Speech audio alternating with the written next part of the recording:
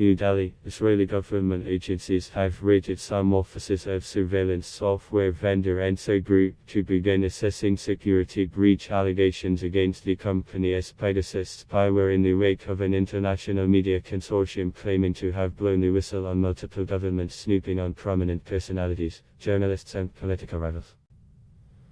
The Israeli Ministry of Defense announced the raids through a tweet. The Jerusalem Post reported that representatives of Israel's defense establishment had visited the NSO headquarters on Tuesday.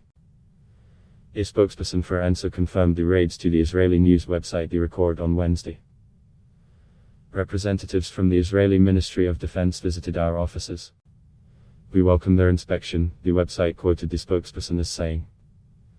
The company is working in full transparency with the Israeli authorities. We are confident that this inspection will prove the facts are as declared repeatedly by the company against the false allegations made against us in the recent media attacks. Though there is little clarity on the nature of the raids, Israeli news outlet Calculus cited an anonymous source to term the move more of a formal meeting than an in-depth audit of NSO's documents and computer systems. Sources said the raids were on the NSO Group's Herzliya offices, near Tel Aviv. The company currently holds a license from the Israeli government, as is the norm in several countries where companies that sell offensive security software such as hacking tools or surveillance software. It is mandatory for such companies to register themselves with the government and procure a license to operate. In 2019, human rights activists had approached an Israeli court demanding that the Israeli government revoke NSO's export license, citing similar misuse of its software for human rights abuses. The court, however, ruled in favor of the company in 2020. Earlier this month, a global collaborative investigative project claimed to have found evidence that the Pegasus spyware targeted over 300 mobile phone numbers in India.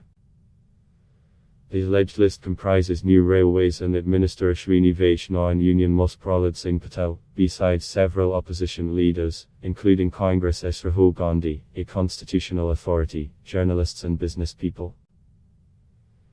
The BJP-led government has since rubbished the allegations that the Pegasus spyware was being used to snoop on politicians and journalists, terming the report sensational and an attempt to malign Indian democracy and its well-established institutions. Amnesty International, which was part of the investigative consortium, issued an official statement refuting the government's claims. Amnesty International categorically stands by the findings of the Pegasus project, and that the data is irrefutably linked to potential targets of NSO Group's Pegasus spyware.